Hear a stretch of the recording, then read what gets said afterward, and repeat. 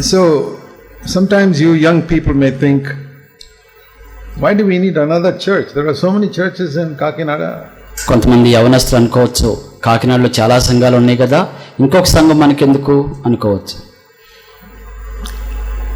You know there are different types of schools. మరి రకరకాల schools ఉన్నాయి, మీకు తెలుసు కదా. And supposing all the schools in Kakinada are only kindergarten. కాకినాడలో ఉన్న ఈ స్కూల్స్ అన్నీ కూడా ఎల్కేజీ యూకేజీ లాగే ఉన్నాయి. Only LKG UKG every school. ప్రతి స్కూల్లో ఎల్కేజీ యూకేజీ మాత్రమే ఉన్నాయి అనుకోండి. That's good because people who don't even know ABC have to go to some LKG school. అది మంచిదే. మరి ఎవరికైతే ఏబిసిడీలు కూడా రాలేదో వాళ్ళు మరి ఎల్కేజీ యూకేజీకి వెళ్ళటం మంచిదే. But after spending 2 years in LKG and UKG, కానీ 2 సంవత్సరాలు ఎల్కేజీలో యూకేజీలో గడిపిన తర్వాత, and again next year you're sitting in LKG and UKG for the next 10 years.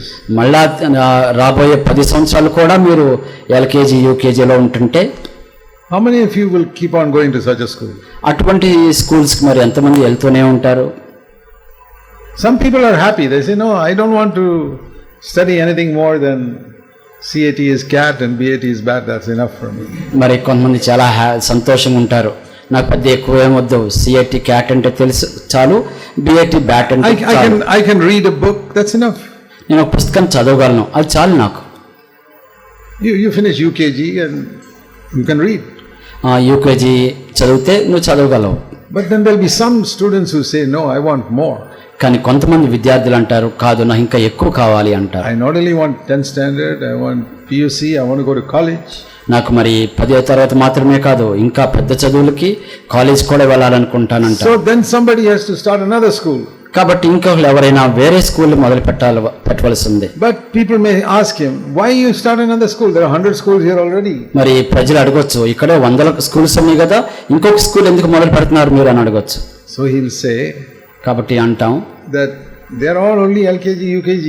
వాళ్ళందరూ కూడా ఎల్కేజీ యూకేజీ మాత్రమే.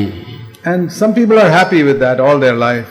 మరి వాళ్ళ జీవితాంతం కూడా అదే స్కూల్తో ఉండటం సంతోషంగానే ఉంటున్నారు. There are some students who want to study more.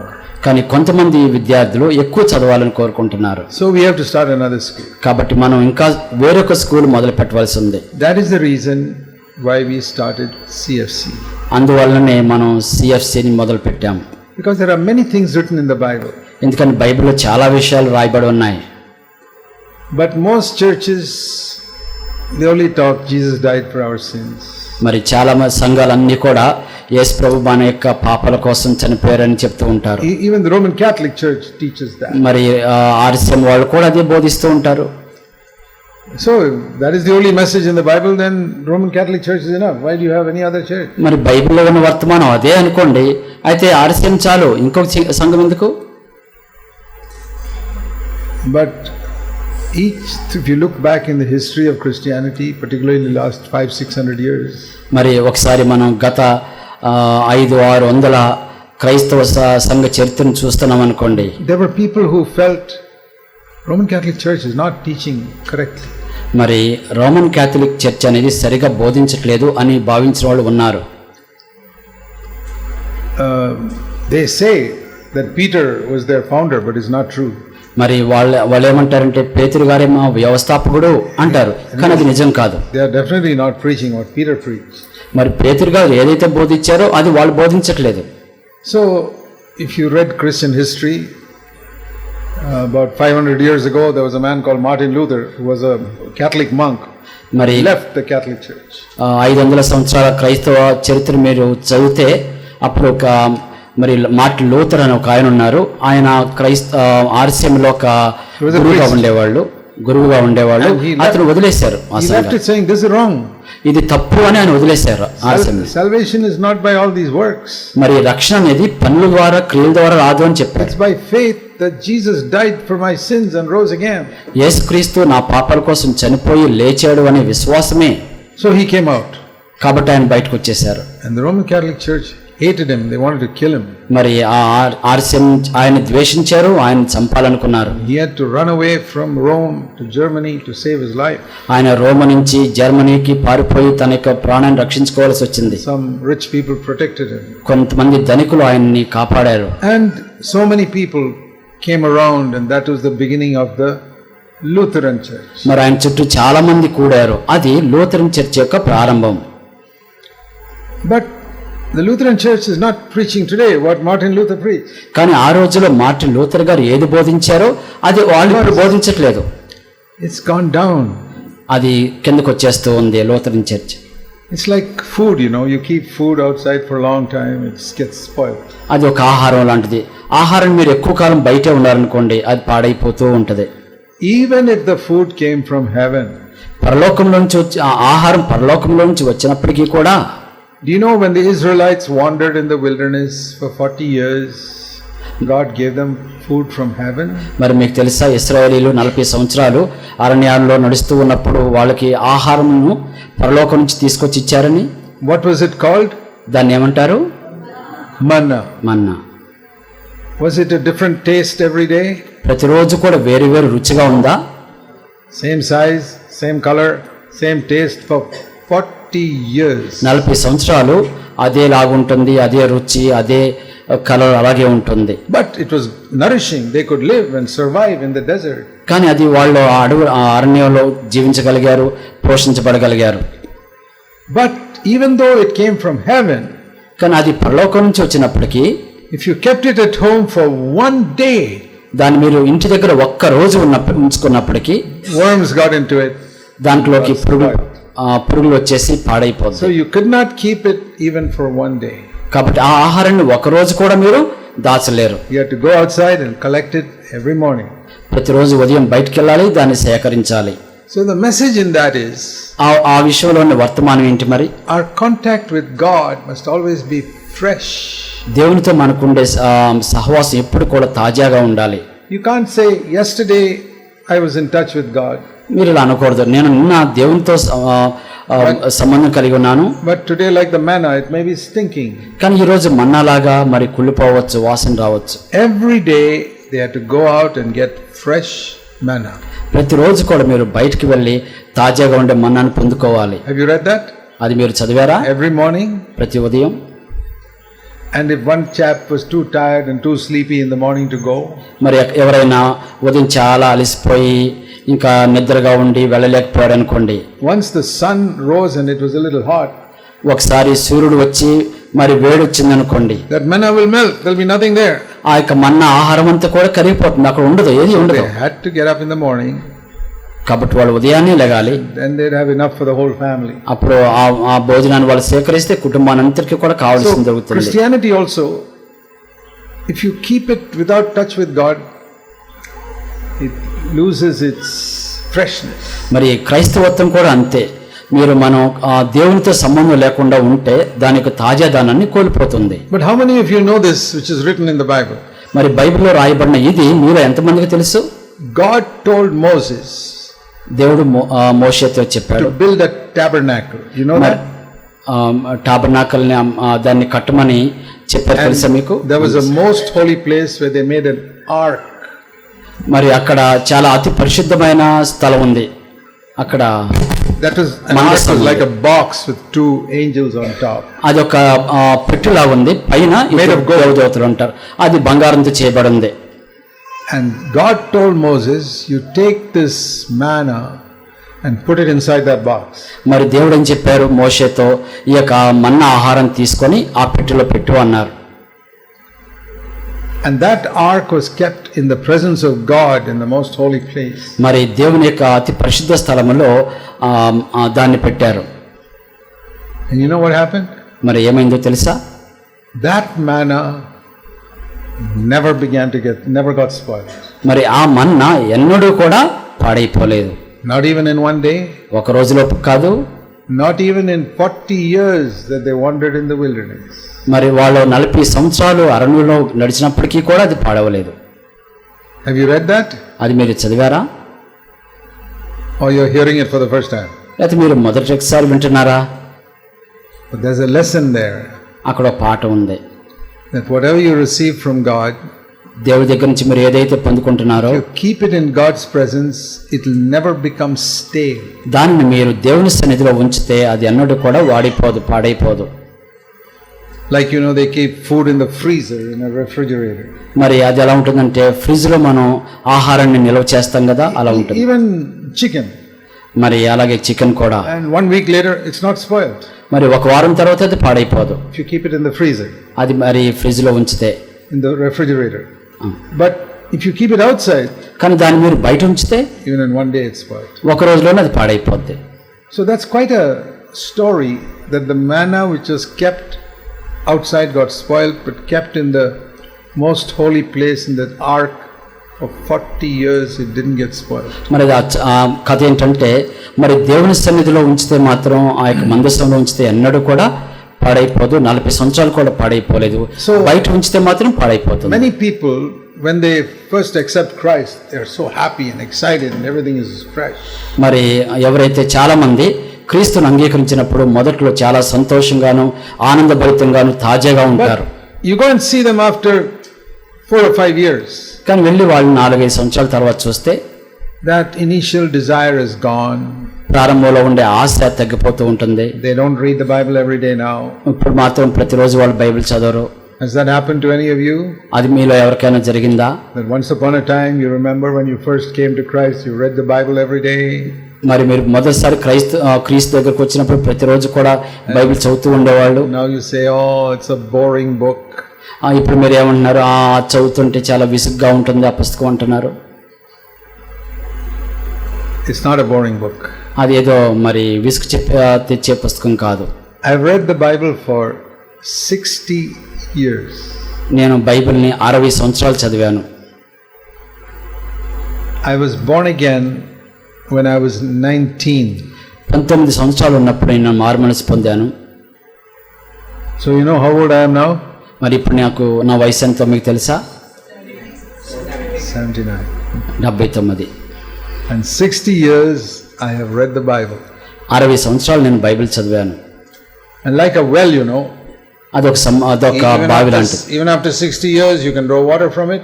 60 సంవత్సరాల తర్వాత కూడా ఆ బావిలో నుంచి నీరు తోడొచ్చు. Never runs dry. అది ఎన్నడూ కూడా ఎండిపోదు. There are many wells like that in the world. Even 100-200 years there's water in it.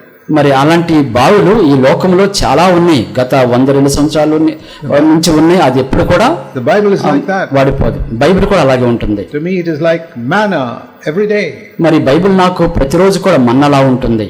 But I must always live in God's presence to keep it fresh. కానీ దీన్ని ఎప్పుడు కూడా తాజాగా ఉంచాలంటే నేను ఎప్పుడు కూడా దేవుని సన్నిధిలో ఉంచాలి. If I don't live in God's presence, నేను దేవుని సన్నిధిలో లేకపోతే I say yeah I know these truths, I have heard it many years ago. ఇవన్నీ ఈ సత్యాలను నాకు తెలుసు, సంవత్సరాల బడి వింటున్నాను అంటారు. Like the manna began to stink, మరి ఆ మన్నా ఏ విధంగా అయితే పాడైపోతూ ఉంటుందో your Christianity will begin to stink. చాలా మంది క్రైస్తవులు కూడా అలాగే వాసన చేస్తూ ఉంటారు. That is how Christians tell lies.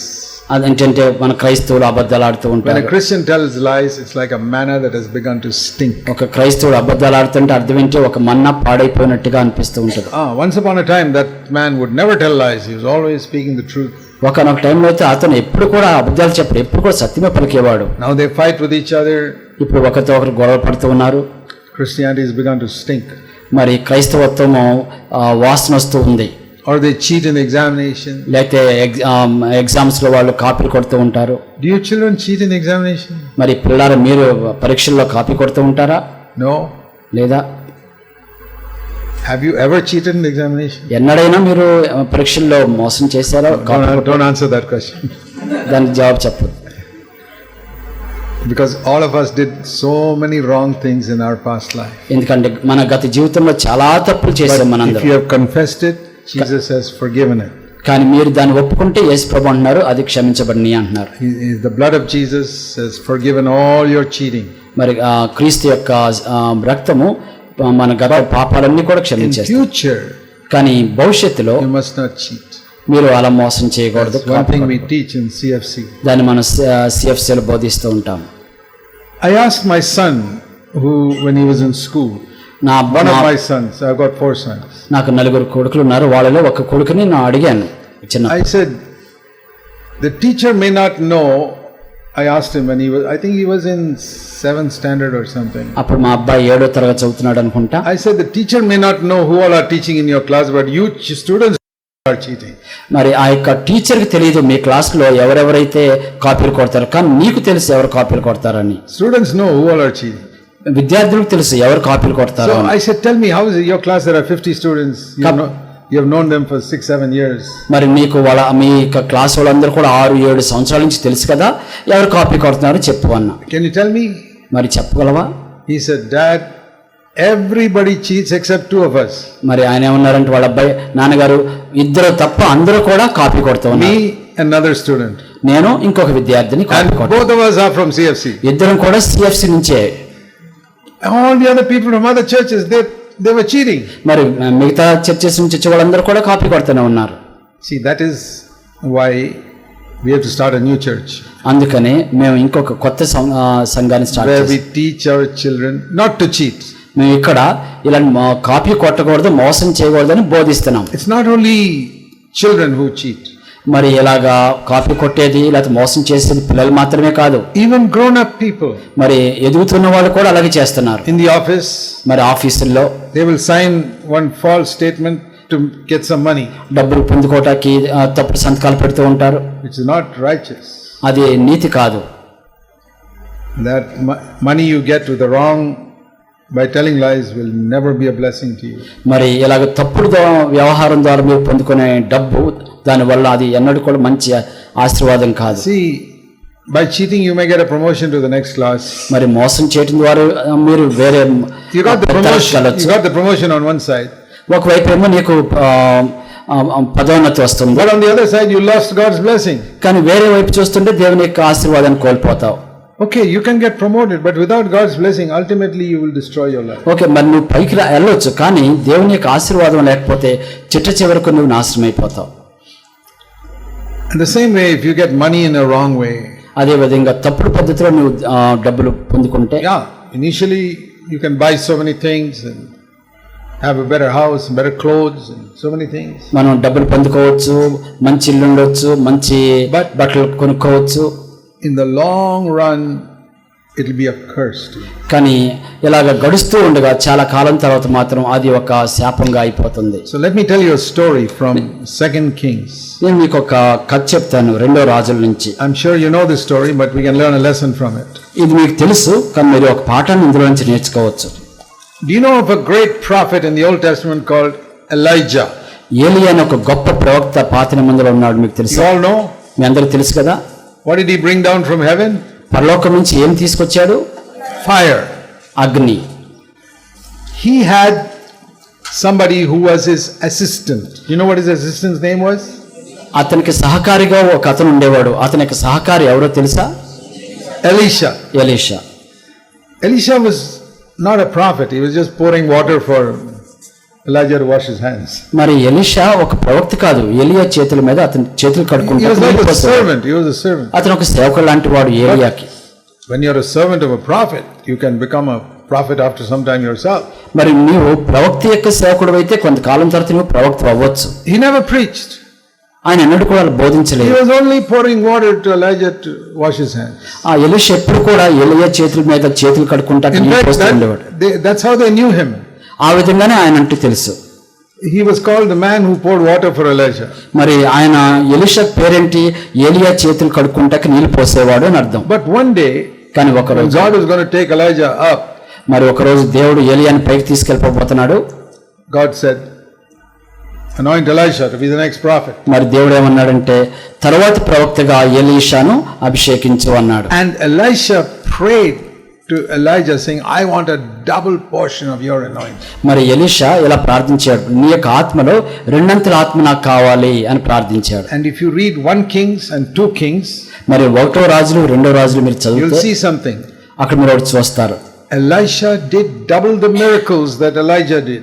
ఏలియా చేసిన దానికంటే ఎలీషా 2 అంతల అద్భుతాలను Not చేశాడు. same type of miracles. అదే ఒకేలాంటి But miracles. అద్భుతాలు కాదు, కానీ అద్భుతాలు చేశాడు. For example, ఉదాహరణకు Elijah raised one person from the dead. మరి ఏలియా చనిపోయిన వాళ్ళలో ఒక వ్యక్తిని తిరిగి లేపాడు. Have you read that? అది మీరు చదివారా? Elisha raised 2 people from the dead. మరి ఎలీషా అయితే చనిపోయిన ఇద్దరిని లేపాడు. You read it sometimes. Very interesting story in 1 Kings and 2 Kings. మరి ఒకటో రాజులు, రెండో రాజులు మీరు ఎప్పుడైనా ఉంటే చదవండి, చాలా ఆసక్తికరమైన కథ అది. Elijah raised one poor widow's child who was dead, raised him up from the dead. మరి ఏలియా ఒక విధవరాలి యొక్క కొడుకుని మరి చనిపోయిన అతను లేపాడు. Elisha raised another woman who never had children, had a child died, and Elisha raised him from the dead. మరి ఎలీషా అయితే ఇంకొక స్త్రీని ఈ విధంగా చనిపోయిన వ్యక్తిని లేపడం జరిగింది. Who was the second person Elisha raised from the dead? Do you మరి know? ఎలీషా చనిపోయినప్పుడు లేపిన వ్యక్తి రెండో వ్యక్తి ఎవరు? Anybody knows? ఎవరికైనా తెలుసా? Eh?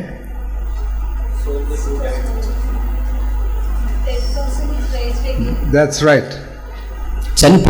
After Elisha died, let me show you 2 Kings Elisha చనిపోయిన తర్వాత 13. లేపాడు. చూద్దాం. 2వ రాజులు 13వ అధ్యాయం 14వ వచనం. Elisha became sick with the illness of which he was to die. అంతట ఎలీషా మరణకరమైన రోగం చేత పీడితుడై ఉండగా. Even these great prophets became sick. ఈ గొప్ప ప్రవక్తలు కూడా మరి జబ్బు పడుతున్నారు. And died of a sickness. మరి జబ్బు ద్వారానే చనిపోతారు. Elijah went straight up to heaven.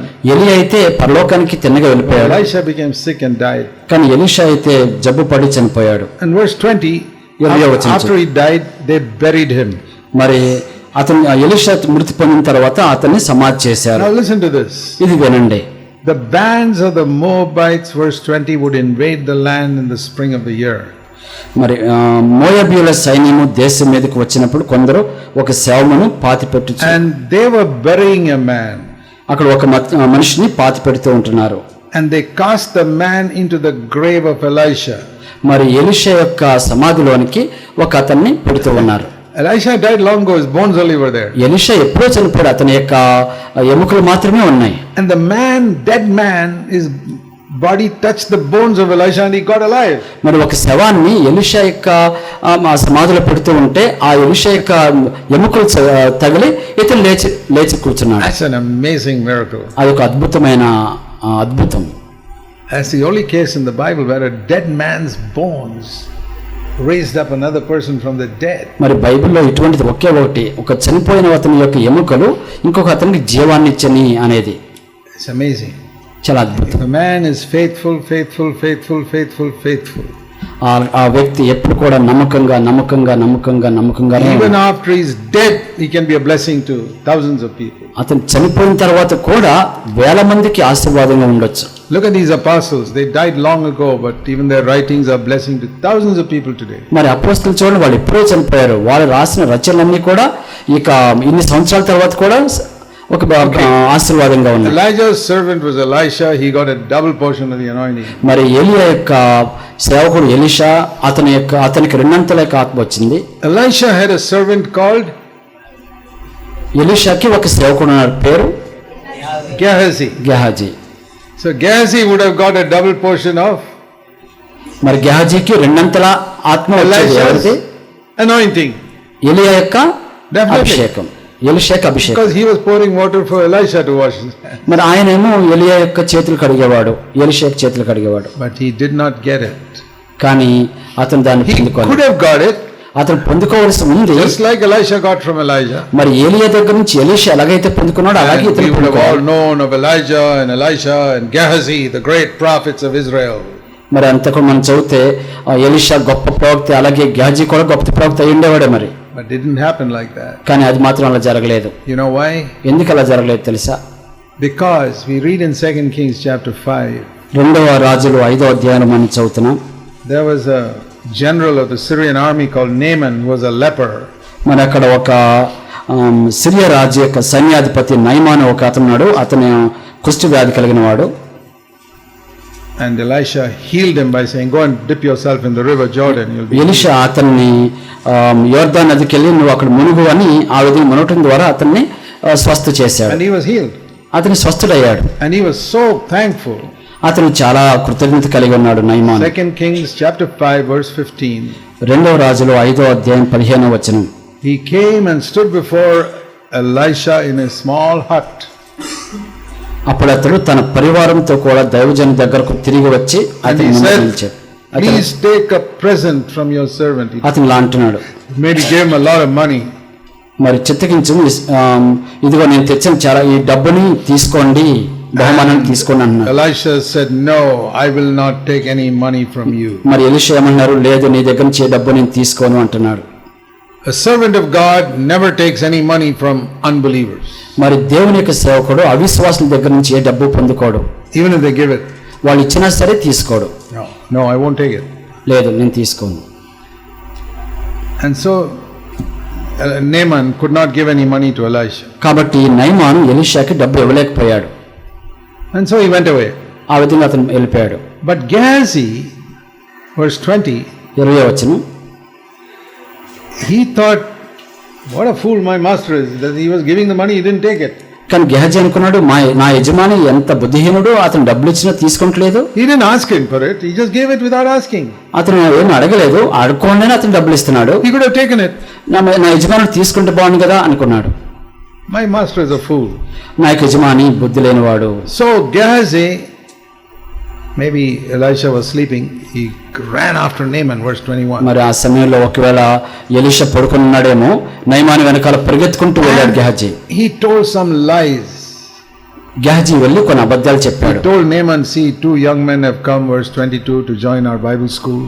మరి అతను వెళ్ళి ఆ ఎలీషాతో చెప్పాడు, మరి బైబిల్ స్కూల్లో నుంచి ఒక ఇద్దరు వచ్చారు. Verse 22. 22వ వచనం, Can you please give them some money and some clothes? మరి ఆ ఇద్దరు యవనస్తులు వాళ్ళకి ఇవ్వాలి, దయచేసి కొద్ది డబ్బులను Naaman said, sure, take double. He gave him more than he asked. మరి నయమాన్ అన్నాడు, తప్పకుండా తీసుకోండి అని ఆయన అడిగిన దానికంటే రెండింతలుగా ఇచ్చాడు. So quickly Gehazi took all that. మరి వెంటనే గెహజీ అంతా కూడా And he తీసేసుకున్నాడు. quietly went and hid it in his house. మెల్లగా వెళ్ళిపోయి తన ఇంట్లో దాన్ని దాచేసుకున్నాడు. And then he came and stood before, verse 25, before Elisha as if nothing happened. మరి ఏది జరగనట్టు అతను ఎలీషా దగ్గరికి వచ్చి అక్కడ నుంచున్నాడు. And Elisha, you can't fool a man of God. మరి ఒక దేవుని యొక్క దైవజనుడిని అలా మోసం చేయలేవు. He asked him, where have you been, Gehazi? మరి గెహజీ ఇప్పటి వరకు ఎక్కడికి వెళ్ళావని అడిగాడు. Oh, he said, I haven't gone anywhere. అని ఎక్కడికి వెళ్ళలేదే అన్నాడు. And he said, God showed me where you were going. చెప్పాడు, ఎలీషా చెప్పాడు, నువ్వు ఎక్కడికి వెళ్ళావో దేవుడు నాకు చూపించాడు. God showed me how you went after Naaman. Naaman తర్వాత నువ్వు నయమాన్ వెంట ఎలా వెళ్ళావో దేవుడు నాకు You took చూపించాడు. money from him. అతని దేవుడు డబ్బులు ఎలా తీసుకున్నావో And చూపించాడు. clothes. అతను బట్టలు తీసుకున్నావు. Is this a time, verse 26, to receive money and clothes from people? మరి 26వ వచనం, ద్రవ్యమును వస్త్రములను అన్నిటినీ తీసుకుంటాకి ఇది సమయమా? You know what happened, Gehazi? మరి గెహజీ విషయం ఏం జరిగిందో తెలుసా? You not only got his money, verse 27, you got his leprosy also. అతను పొందుకున్నది డబ్బే కాదు, మరి నయమాన్ యొక్క కుష్టి వ్యాధిని కూడా పొందుకున్నాడు. And not only you, that leprosy will go to your children. నీకే కాదు, నీ పిల్లలు కూడా ఆ కుష్టి వ్యాధి వెళ్ళిపోద్ది. So I told you, if you tell a lie and get money in your office, మరి నేను చెప్తున్నాను, మీరు అబద్ధం చెప్పి డబ్బు పొందుకున్నారు అనుకోండి మీ ఆఫీసులో, the same thing will happen. ఇదే విషయం జరుగుద్ది. Along with the money will come a curse. మరి డబ్బుతో పాటు శాపం కూడా వస్తుంది. That will not only affect you, it will affect your children. అది మీకు మాత్రమే కాదు, మీ పిల్లలు కూడా దాని ప్రభావం ఉంటుంది. But if you earn your money in an honest way, కానీ మీరు డబ్బుని నిజాయితీగా మీరు సంపాదిస్తే, then a blessing will come, even if it is little. అది తక్కువైనా సరే ఆశీర్వాదం వస్తుంది. And the blessing will come to your children also. మీ పిల్లలకు కూడా ఆశీర్వాదం వస్తుంది. So that is why in our life we must always be upright and honest and speak the truth. కాబట్టి మన జీవితంలో ఎప్పుడు కూడా నిజాయితీగాను యథార్థంగా ఉండి సత్యం చెప్పాలి. It's a very dangerous thing to tell a lie. అబద్ధం చెప్పడం అనేది చాలా ప్రమాదకరమైనది. God will never bless it. దేవుడు అన్నట్టు కూడా దాన్ని ఆశీర్వదించాడు. See what Jesus said in John 8:44. మరి యోహాను 8:44లో యేసు ప్రభువు ఏం చెప్పారు? John 8:44. యోహాను సువార్త 8వ అధ్యాయం 44వ వచనం. Here Jesus told the Pharisees, ఇక్కడ యేసు ప్రభు పరిసయ్యులతో చెప్తున్నారు. He says, your father is the devil. ఆయన అన్నారు, మీ తండ్రి అపవాది, he's a liar. ఆయన అబద్ధికుడు. See the last part of verse 44, when he speaks a lie, he speaks from his own nature, he's a liar and he's the father of all lies. 44వ వచనంలో ఆఖరిలో వాడు అబద్ధం ఆడినప్పుడు తన స్వభావమును అనుసరించే అబద్ధం మాట్లాడును, వాడు అబద్ధికుడును అబద్ధమునకు జనకుడునై ఉన్నాడు. So lie is like a child, కాబట్టి అబద్ధం like అనేది a baby. చిన్న ఒక పాప లాంటిది. For a baby you need a father and a mother. మరి ఒక బేబీకి ఒక పాపకు ఒక తల్లి తండ్రి ఉండాలి. Who's the father? మరి తండ్రి ఎవరు? ఒక బిడ్డకు తండ్రి ఎవరు? He said, yeah, Jesus said Satan. ఇక్కడ Satan is the చెప్తున్నారు. father of all lies. మరి సాతాని సమస్త అబద్ధాలకు తండ్రి అని But he చెప్తున్నారు. cannot produce a lie without a mother. మరి తల్లి లేకోకుండా అబద్ధాన్ని సృష్టించలేరు. So he's looking all over the world. Who will be the mother of this lie? మరి ఆ అపవాది ఎప్పుడు కూడా లోకమంతా కూడా చూస్తూ ఉన్నాడు ఈ యొక్క అబద్ధానికి తల్లి ఎవరు అని. He'll find some believer, ఏదో some ఒక person, ఒక వ్యక్తిని కనుక్కుంటాడు అపవాది. maybe a believer, ఒక విశ్వాసం అవ్వచ్చు, maybe a student in a school or a college. స్కూల్లో కానీ కాలేజీలో కానీ ఒక స్టూడెంట్ అవ్వచ్చు. Will you tell a lie? నువ్వు అబద్ధం చెప్తావా? You be the mother, I'll be the father. నువ్వు తల్లిగా ఉండు, నేను తండ్రిగా ఉంటాను. And somebody tells Satan, yeah, I'll tell a lie. మరి కొంతమంది అపవాదితో అంటారు, అవును నేను అబద్ధం చెప్తాను, I'll sign a false statement and make some money. నేను తప్పుడు సంతకం పెట్టి డబ్బులు సంపాదిస్తాను, Or I'll cheat. నేను మోసం చేస్తా. So Satan gets a mother కాబట్టి సాతానికి తల్లి to దొరుకుతుంది. produce that lie. ఆ అబద్ధాన్ని సృష్టించడానికి తల్లి He దొరుకుతుంది. cannot do it alone. ఆ అపవాది ఒక్కడిగా ఏమి చేయలేడు. A father can't have a child. There must be a mother. మరి తండ్రి ఒక్కడే ఒక బిడ్డకి జన్మనివ్వలేడు. So Satan తల్లి is the కూడా కాదు. father of lies. అలాగే ఇది అబద్ధాలకు జనకుడు. He's looking all over the world for who will be the mother of this lie I want to. మరి అబద్ధాలకు జనకుడైన ఈ అపవాది ఈ చెప్పబోయే ఈ యొక్క అబద్ధానికి ఎవరు తల్లి అని వెతుకుతూ ఉంటాడు. And that's how Gehazi said, I'll be a mother. ఆ విధంగా గెహజీ నేను ఆ అబద్ధానికి తల్లిగా Tell ఉంటాను, Naaman and get some money. నేను కొంత తప్పుడు డబ్బులు తెచ్చుకుంటాను అనుకున్నాడు. అబద్ధం చెప్పి See what he got. He not only got the money, he got leprosy as well. మరి ఆఖరికి అతనికి ఏమవుతుంది చూడండి, డబ్బులే కాదు కుష్టి వ్యాధి కూడా వచ్చింది. So that affected the children also. అది పిల్లల మీద కూడా ప్రభావం చూపించింది. But if you are upright and honest and righteous, కానీ మీరు నీతిగా ఉంటూ యథార్థంగా ఉంటే here is a promise. ఇక్కడ ఒక వాగ్దానం ఉంది. Psalm 37. I have been verse 25. 25వ వచనం. I have been young and now I am old, but I have never seen the righteous forsaken or his descendants begging for bread. నేను చిన్నవాడనై ఉంటిని, ఇప్పుడు ముసలివాడనై ఉన్నాను, అయినను నీతిమంతులు విడబట్టుట కానీ వారి సంతానము భిక్షమెత్తుట కానీ నేను చూచి ఉండలేదు. So what does it say here? ఇక్కడ అది ఏం చెప్పబడుతుంది? A righteous man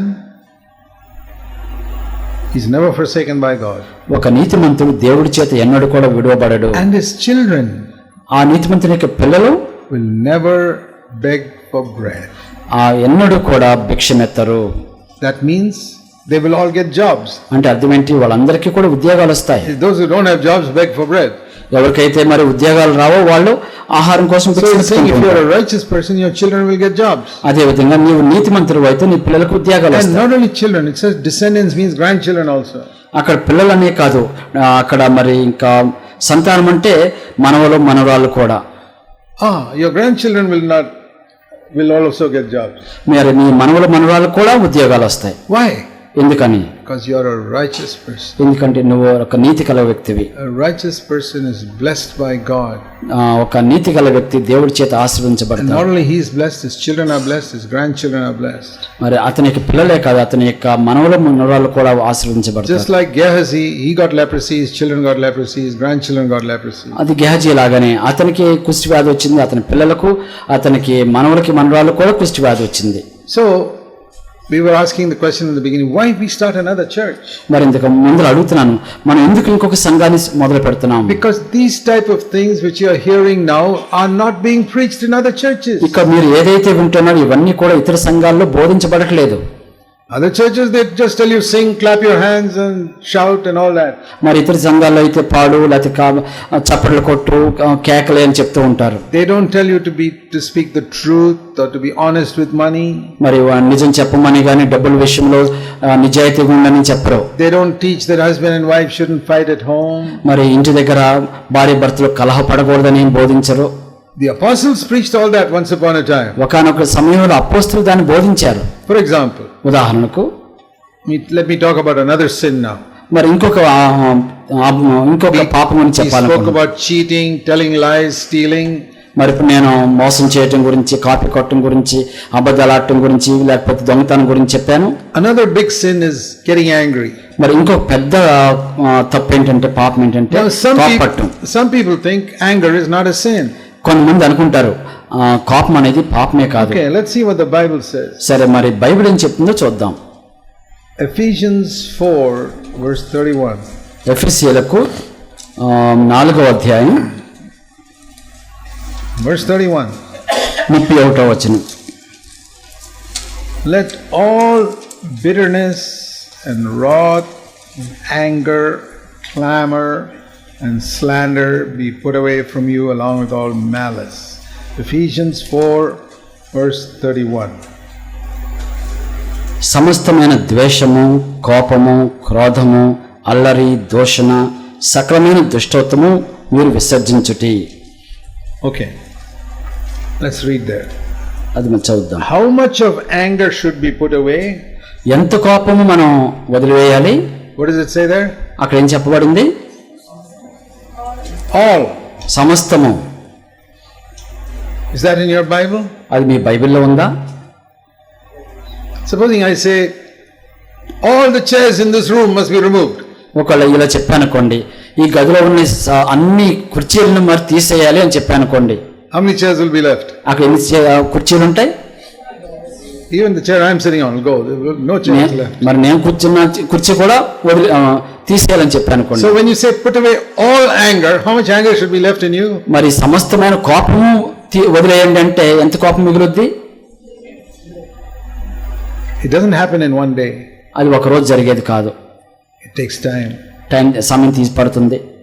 But if you don't start on it, కానీ దాని విషయంలో మీరు మొదలు పెట్టకపోతే you'll never get rid of it. దాన్ని అన్నిటికీ కూడా వదిలించుకోలేరు. I had a lot of anger in my life when I was unconverted.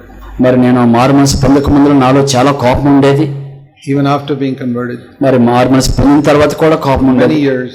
చాలా సంవత్సరాలు. Because no church taught this verse. Let all anger be put away from you. కానీ ఏ సంఘం కూడా మాకు ఇదేం చెప్పలేదు, సమస్తమైన కోపాన్ని మీరు వదులుకోవాలని చెప్పలేదు.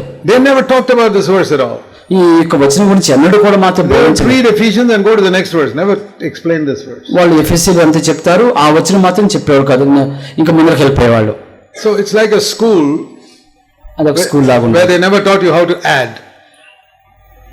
Addition. They never taught addition. మరి అదొక స్కూల్ లాగా, అది మీకు లెక్కలో అనేది కూడా ఏదైతే చెప్పలేదనుకోండి, లేదా చెప్పనటువంటి స్కూల్ లాగా ఉంటది. I don't know what 5 plus 5 is.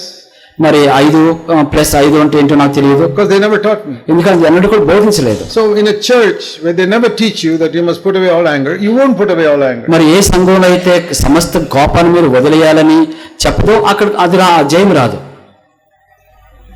So I never put it away. కాబట్టి దాన్ని అన్నట్టు కూడా నేను వదిలించుకోలేకపోయేవాడిని. I never even tried to put it away. ఆ కోపాన్ని కనీసం వదిలేయటానికి కూడా నేను కృషి చేసేవాడిని కాదు. Because my preachers in the church I went to as a young man never taught it. ఎందుకంటే నేను ఒక యవనస్తుడిగా ఉండి సంఘాలకు వెళ్తున్నప్పుడు ఆ బోధకులు ఎప్పుడు కూడా దాని గురించి చెప్పలేదు నాకు. I would read the Bible but I would skip over that verse because it was never emphasized. మరి బైబిల్ చదువుతూ ఉండేవాడిని, ఆ వచనాన్ని నేను తప్పించుకొని వెళ్ళిపోయేవాడిని, ఎందుకంటే దాన్ని ఎక్కువ గట్టిగా చెప్పేవాళ్ళు కాదు. So when God sees that all the churches, nobody is preaching this. మరి దేవుడు అయితే చూస్తున్నాడు, అన్ని సంఘాల్లో కూడా చూస్తున్నాడు, ఎవరు కూడా ఈ వచనాన్ని బోధించట్లేదు. He sees from heaven all churches, nobody is preaching Ephesians 4:31. మరి పరలోకం నుంచి చూస్తున్నారు దేవుడు, అందరూ కూడా బోధిస్తున్నారు, కానీ ఎఫెసీ 4:31 నుంచి మాత్రం ఎవరు బోధించట్లేదు. No church in India is preaching it. మరి భారతదేశంలోని ఏ సంఘం కూడా ఈ వచనాన్ని బోధించట్లేదు. And God says, okay, we must start another church then. అయితే సరేగా మరి మనం ఇంకొక సంఘాన్ని మొదలు పెట్టాలనుకుంటున్నాం. Which not only preaches it but whose leaders practice it. ఇది బోధించడమే కాదు కానీ ఆ నాయకులు పాటించడం కూడా చేయాలి. Or who at least trying to practice it. కనీసం దాన్ని అభ్యాసం చేయటానికన్నా కృషి చేయాలి. That is why we have to start another church. అందుకే మనం ఇంకొక సంఘాన్ని మొదలు పెట్టవలసింది. And that is only one verse. అది కేవలం ఒక వచనం ఇదైతే. Like that there are so many verses in the New Testament. ఇటువంటి మరి కొత్త నిబంధనలో చాలా వచనాలు ఉన్నాయి which are not being preached. ఇవన్నీ కూడా బోధించబడట్లేదు.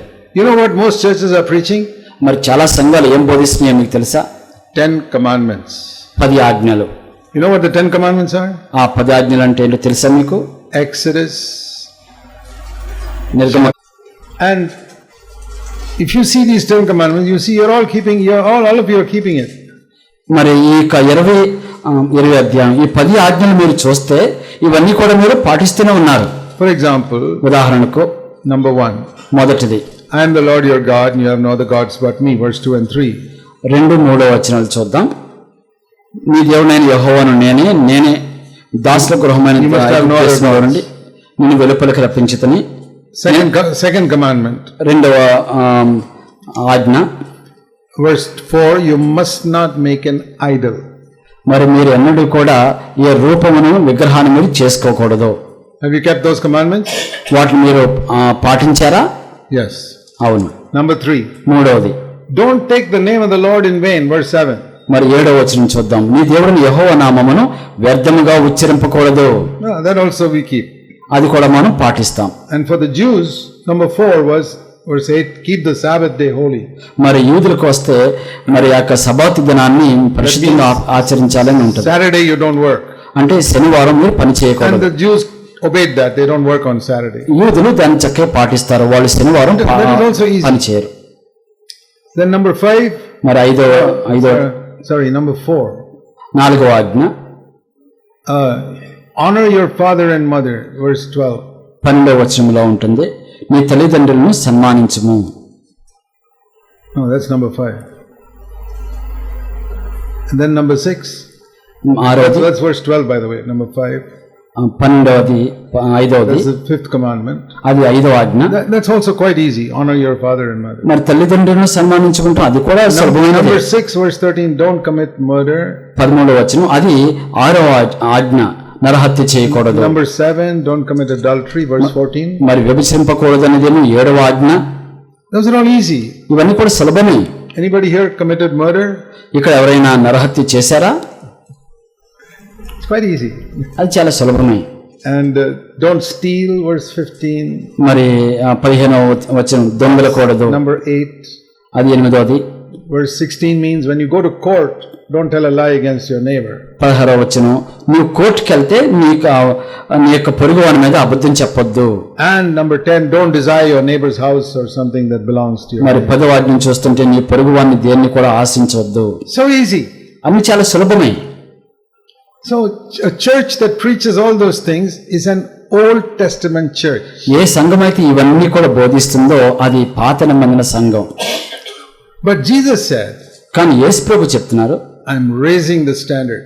నేను ఆ యొక్క విలువలను ఇంకా పెంచుతున్నాను. He took the same commandments. అదే ఆజ్ఞలను తీసుకున్నారు. Matthew 5, మత్తయి 5వ అధ్యాయం 21. 21వ వచనం, You heard, don't commit murder. మరి 21వ వచనం, Matthew 5, 21. మత్తయి 5:21, నరహత్య చేయవద్దు. But I'm telling you, verse 22, 22వ వచనం, you shouldn't even be angry. కానీ నేను చెప్తున్నాను, మీరు కనీసం కోపం కూడా కోప్పడకూడదు. See, he raised the standard. అది ఆ ప్రమాణాలని పెంచుతున్నాడు. That is commandment.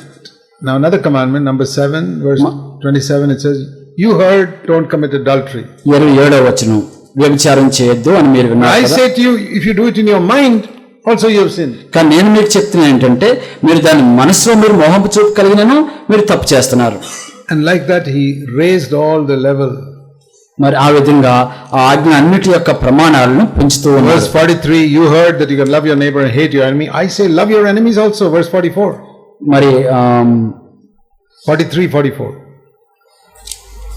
మరి ఇంకా మీకు పొరుగువాన్ని ప్రేమించము. Matthew 5, 43 and 44. నీ పొరుగువాన్ని ప్రేమించి నీ శత్రువుని ద్వేషించమని చెప్పిన మాట మీరు విన్నారు కదా. నేను మీతో చెప్పినది ఏమనగా, మీరు పరలోకమందు మీ తండ్రికి కుమారులు అయినట్లు మీ శత్రువులను ప్రేమించడి. And like that, chapter 6, so many things. అదే విధంగా 6వ అధ్యాయంలో కూడా చాలా ఉన్నాయి. So there are hardly any churches preaching all these things. ఇటువంటి బోధించే సంఘాలు ఏవి కూడా లేవు. So the Lord looks from heaven and says, well, we got to start another church. మరి ప్రభు పరలోకం నుంచి చూసి, అవును మనం ఇంకో సంఘాన్ని మొదలు పెట్టాలనుకున్నారు. Now I'm sure in the beginning the apostles preached all this. మరి ఇవన్నీ కూడా మొదటిలో అపోస్తలులు బోధించారని నాకు తెలుసు. But after the apostles died, కానీ అపోస్తలులు చనిపోయిన తర్వాత the next leaders, they said, oh, this is all too difficult. We won't preach all. తర్వాత వచ్చిన నాయకులు అందరూ కూడా ఏమన్నారు అనుకుంటే, ఓ ఇవన్నీ కూడా చాలా కష్టం, మనం బోధించలేము అనుకున్నారు. And the devil came into the church. మరి అపవాది సంఘంలోకి వచ్చింది. See, when the apostle Paul was, read in Acts 20, మరి అపోస్తల కార్యాలు 20వ అధ్యాయంలో చూస్తుంటే పౌలు గారి విషయం, Paul says to the elders in Ephesus, మరి ఎఫెసీలో ఉండే పెద్దలతో, సంఘ పెద్దలతో పౌలు గారు చెప్తున్నారు. he says, I have been with you for 3 years. మీతో నేను 3 సంవత్సరాలుగా ఉంటూ ఉన్నాను. Acts 20:31. అపోస్తల కార్యాలు 20వ అధ్యాయం 21వ వచనం. 3 years I preached to you night and day. మరి 3 రోజులు రాత్రి పగలు నేను మీకు బోధిస్తూ ఉన్నాను. And in these 3 years, ఈ 3 సంవత్సరాల్లో, verse 33, I did not want your silver or gold or money or any of your clothes, nothing. నేను మీ దగ్గర నుంచి కూడా ఏది కూడా ఆశించలేదు, మీ బంగారం గాని బట్టలు గాని ఏది కూడా నేను తీసుకోలేదు. Verse 33. 33వ వచనం అది. Then Paul, how did you live?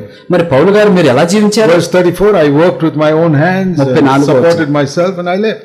నా అవసరముల నిమిత్తము, నాతో ఉన్న వారి నిమిత్తం నా చేతులు కష్టపడినవి. And I showed you by working hard, verse 35, how we must help the weak people. మరి 35వ వచనం, ఇలాగ ప్రయాసపడి బలహీనులను రక్షింపవాలని నేను మీకు చూపించాను. That's how he lived. ఆ విధంగా పౌలు గారు Never took జీవించారు. any money from people.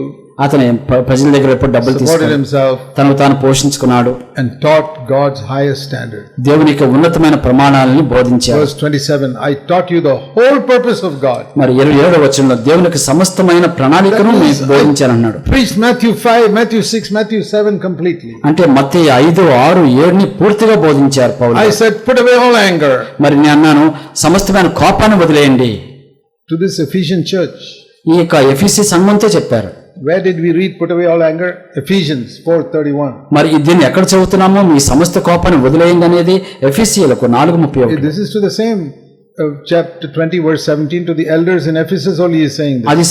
అదే సంఘం, అదే ఎఫెసీ సంఘపు పెద్దలతోనే ఆయన చెప్తున్నారు. And now Paul says, ఇప్పుడు పౌలు గారు అంటున్నారు, now I'm going away.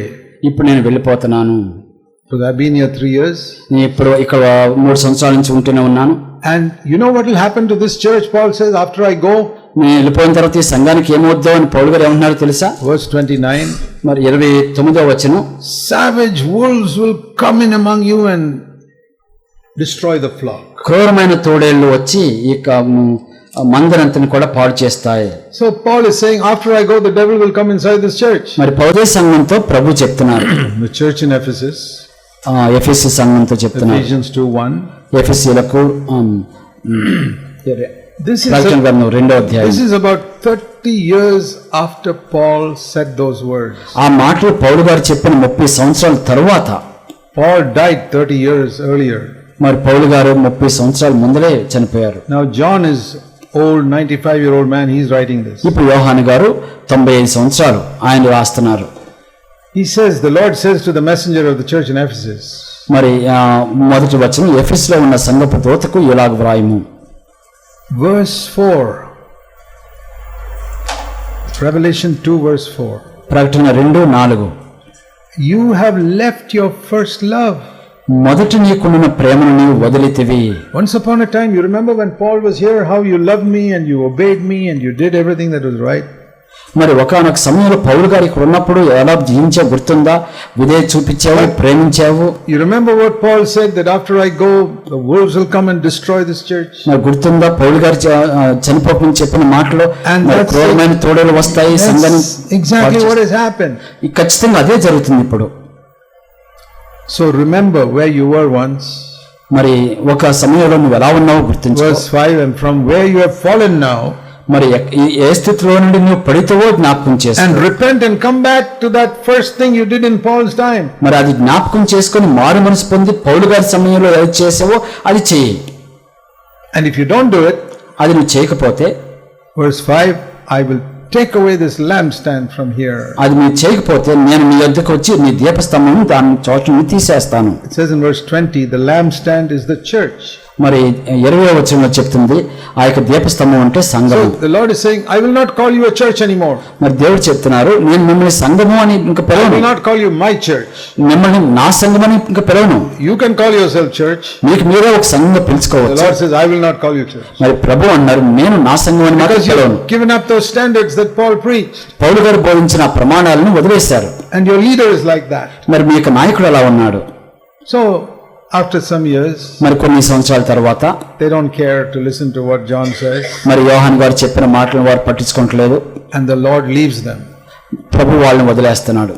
The Lord was in that church and he leaves the church. ప్రభు వాళ్ళ మధ్యలో ఇదివరకు ఉండేవాడు, కానీ ఇప్పుడు లేడు. But the 200-300 people in the church remain there. కానీ ఆ సంఘంలో 200-300 మాత్రం ఉంటూనే ఉన్నారు. They are still singing their songs and having their meetings and having their special meeting, everything. ఆ సంఘం ఉంది, ఆ ప్రజలు ఉన్నారు, పాటలు పాడుతూ ఉన్నారు, 200-300 మంది The ఉంటున్నారు. Lord is gone. కానీ ప్రభు మాత్రం వెళ్ళిపోయాడు. And there were few overcomers there. అక్కడ మాత్రం జయించే వాళ్ళు కొంతమంది ఉన్నారు. Verse 7, there's a message to the overcomers. అక్కడ 7వ వచనంలో జయించే వారికి ఒక వర్తమానం. In your church, those who are overcomers, listen to what the Holy Spirit is saying. మరి చెవిగలవాడు ఆత్మ సంఘంతో చెప్తున్న మాట వినండి. So maybe there were 10 overcomers there. మరి ఆ సంఘంలో జయించే వాళ్ళు 10 మంది ఉండొచ్చు. They left.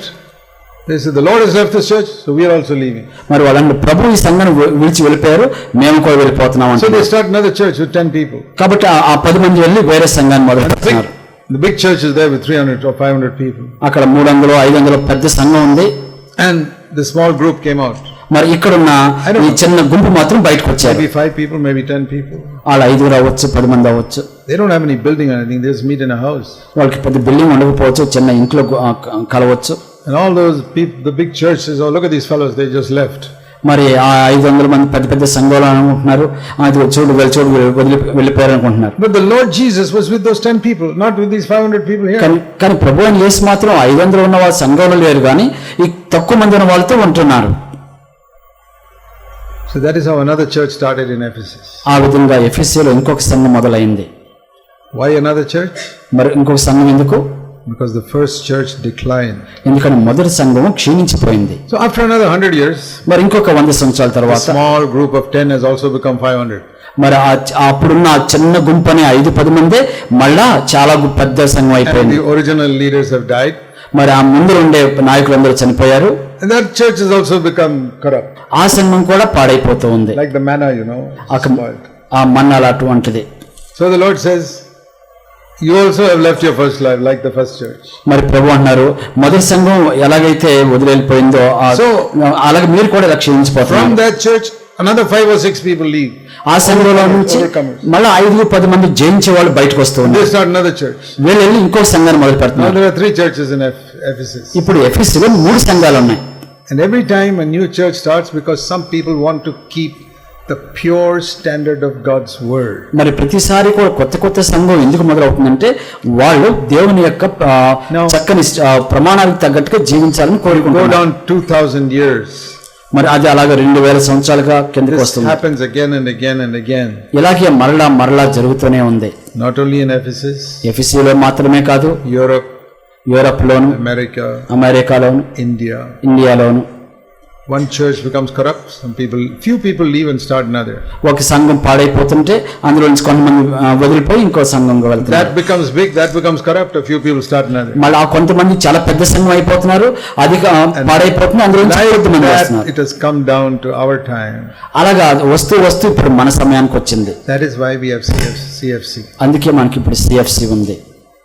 Because God always wants a pure testimony for His name. ఎందుకంటే ప్రభువుకి ఎప్పుడు కూడా ఆయన నామం కోసం ఎప్పుడు కూడా ఒక పవిత్రమైన సాక్ష్యం కోరుకుంటూ ఉన్నారు. And just like in those early days, ఆ మొదటి రోజుల్లో లాగానే the people who came out would meet in a house.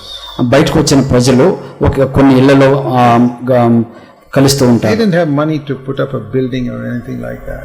వాళ్ళకి పెద్ద బిల్డింగ్ కట్టుకుంటానికి డబ్బులు ఉండకపోవచ్చు. But the Lord is not in a building. The Lord is in the midst of God-fearing people. కానీ దేవుడు ఒక బిల్డింగ్ లో లేరు. దేవుడు అంటే భయభక్తులు గల వాళ్ళ మధ్యలో దేవుడు ఉంటున్నారు. And the first Christians in the days of the apostles, మరి అపోస్తుల యొక్క రోజుల్లో ఉండే మొదటి క్రైస్తవులు they were very poor. వాళ్ళందరూ చాలా పేదగా ఉండేవాళ్ళు. I don't think they had a house even this size. ఇటువంటి ఇల్లు కూడా వాళ్ళకు ఉందని నేను అనుకోవట్లేదు. So they would meet in many different homes. వాళ్ళు చాలా రకరకాల గృహాల్లో కలుస్తూ ఉండేవాళ్ళు. Maybe 30-40 people in one room. మరి ఒక ఇంట్లో 30-40 మంది కూడేవాళ్ళు. Then some kilometers away there'd be another 30-40 people meeting there. కొన్ని కిలోమీటర్ల తర్వాత అక్కడ ఇంకో గృహంలో ఒక 30-40 మంది కూడేవాళ్ళు. They would sit like this. వాళ్ళు ఇలాగే కూడుతూ ఉండేవాళ్ళు. I don't know if they had chairs, maybe they sat on the floor. మరి అక్కడ వాళ్ళకి కుర్చీలు ఉండేవాళ్ళు, అది తెలియదు, లేకపోతే కింద కూర్చునే వాళ్ళేమో. Like in the villages in India, we sit on the floor. మరి భారతదేశంలోని గ్రామాల్లో వాళ్ళు కింద కూర్చున్నట్టుగానే ఉండేవాళ్ళు. That is how God has kept the church pure through 2000 years. మరి దేవుడు ఈ విధంగా 2000 సంవత్సరాలుగా దాని యొక్క సంఘాన్ని పవిత్రంగా కాపాడుతున్నాడు. You have a responsibility to keep the church pure. మరి సంఘాన్ని పవిత్రంగా ఉంచే బాధ్యత మీకు ఉంది. Not big, అంటే పెద్దదిగా కాదు, but pure. కానీ పవిత్రంగా. And when we emphasize purity, పవిత్రతను మనం నొక్కి ఒక్కని చెప్పినప్పుడు, love one another, ఒకరినొక ప్రేమించని చెప్పి, always humble yourself. ఎప్పుడు కూడా మీకు మీరు తగ్గించుకోండి. Purity, పవిత్రత, humility, దీనత్వం, and love. Prema. If we keep emphasizing these three things, వీటిని ఈ మూడింటిని కూడా ఎప్పుడు కూడా గట్టిగా చెప్తూనే ఉండండి. some people will say, this standard is too high. కొంతమంది అంటారు, ఈ ప్రమాణాలు చాలా పెద్దగా ఉన్నాయి, ఉన్నతంగా ఉన్నాయి. You know, there are some students who say, this school standard is too high, let me go to some other school. కొంతమంది విద్యార్థులు అనుకోవచ్చు, ఈ యొక్క స్కూల్లో ఉండే ప్రమాణాలు చాలా ఉన్నతంగా ఉన్నాయి, ఇంకొక స్కూల్కి వెళ్ళిపోతాను అనుకోవచ్చు. They leave a good school and go to a bad school. వాళ్ళకి మంచి స్కూల్ వదిలేసి చెడ్డ స్కూల్కి వెళ్ళిపోతారు. That's what happens. అలాగే జరుగుతుంది. It happens in a church also. అది సంఘంలో కూడా జరుగుతుంది. People say, this standard is too much for us.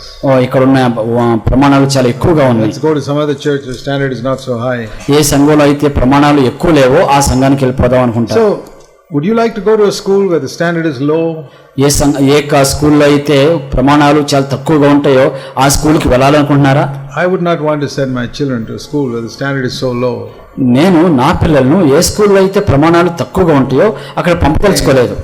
They'll never be able to go to college. They'll never be able to get a job. వాళ్ళు అసలు కాలేజ్కి వెళ్ళలేరు, ఉద్యోగాలే పొందుకోలేరు. Now people are very careful when they send their children to a school. They're going to send them to a good school. మరి ప్రజలు చాలా జాగ్రత్తగా ఉన్నారు. స్కూల్కి పంపాలంటే మంచి స్కూల్కి పంపాలని కోరుకుంటూ ఉన్నారు. When it comes to a church, they don't think like that. కానీ సంఘంకి వచ్చేటప్పుడు మాత్రం వాళ్ళు అలా ఆలోచించట్లేదు. Because they value education more than their relationship with God. ఎందుకంటే వాళ్ళు దేవునితో వాళ్ళకున్న సంబంధం కంటే వాళ్ళ చదువుకి ఎక్కువ ప్రాధాన్యత ఇస్తున్నారు. So all your life you must value your relationship with God more than anything else. మరి మీ జీవితాంతం కూడా దేనికంటే కూడా దేవునితో ఉండే మీకు సంబంధానికి ఎక్కువ విలువ కట్టాలి. I praise God that you all are meeting here like this. మరి మీరందరూ కూడా ఈ విధంగా ఇక్కడ కలుస్తున్నారు, నేను దేవుని స్తుతిస్తున్నాను. Each of you must be faithful in your own personal life. కానీ మీరు అందరూ కూడా ఒక్కొక్కరుగా మీ వ్యక్తిగత జీవితంలో మీరు నమ్మకంగా ఉండాలి. When we sit here we don't know how you are living in private. మీరు ఇక్కడ ఇలా కూర్చొని ఉంటే మీరు వ్యక్తిగతంగా ఎలా జీవిస్తున్నారో మాకు తెలియదు. We don't know how you live at home. మీరు ఇంటి దగ్గర ఎలా జీవిస్తున్నారో మాకు తెలియదు. We don't know how you are in your office. మీ ఆఫీస్లో ఎలా ఉంటున్నారో మాకు తెలియదు. We don't know what all thoughts are going through your mind. మీ మనసులో ఎలాంటి ఆలోచన వస్తున్నాయో మాకు తెలియదు. We don't know whether your speech is free from anger. మరి మీ యొక్క మాటలన్నీ కూడా కోపం నుంచి విడుదల పొందినయో లేదో మాకు తెలియదు. And if you slip up and fall, you must confess your sin and ask God to forgive you. మరి మీరు ఒకవేళ పొరపాటున ఏదన్నా అంటే వెంటనే దేవుడి దగ్గర క్షమాపణ పొందుకోవాలి. We don't become perfect in one day. ఒక రోజులో మనం పరిపూర్ణ అవ్వలేము. The Christian life is like a marathon race. క్రైస్తవ జీవితం ఒక మారథాన్ పరుగు పందెం లాగా ఉంటుంది. Have you heard of the marathon race in the Olympics? మరి ఒలింపిక్స్ లోని మారథాన్ పరుగు పందెం గురించి మీరు విన్నారా? Yes or no? అవునా కాదా? You know how many kilometers it is? వాళ్ళు ఎన్ని కిలోమీటర్లు పరిగెత్తారు? 40 kilometers. 40 కిలోమీటర్లు పరిగెత్తారు. It takes more than 2 hours to. 2 గంటల కంటే fastest runners run in 2 hours 10 minutes. మరి చాలా బాగా పరిగెత్తే వాళ్ళు మాత్రం 2 hours and 10 minutes. 2 గంటల 10 నిమిషాలు పరిగెత్తారు. It's a long race. చాలా పెద్ద పరుగు పందెం. Christian life is like that. క్రైస్తవ జీవితం అలా ఉంటుంది. If you fall, get up and run again. ఒకవేళ మీరు పడిపోతే మళ్ళా లేచి పరిగెత్తు. So may God bless you. దేవుడు మిమ్మల్ని ఆశీర్వదించును గాక. Let's pray. ప్రార్థిద్దాం. Heavenly Father, పరలోకపు తండ్రి, we pray you'll bless this church here. ఇక్కడున్న సంఘాన్ని మీరు ఆశీర్వదించాలని కోరుకుంటున్నాం. Each member, each family. ప్రతి వ్యక్తిని, ప్రతి కుటుంబాన్ని Each ఆశీర్వదించండి. one of these children. వాళ్ళ ప్రతి పిల్లలను కూడా Let your ఆశీర్వదించండి. name be glorified through this church. ఈ సంఘం ద్వారా మీ నామం ఘనపరచబడాలి. Pray in Jesus' name. యేసు నామములో ప్రార్థిస్తున్నాం తండ్రి. Amen. ఆమేన్.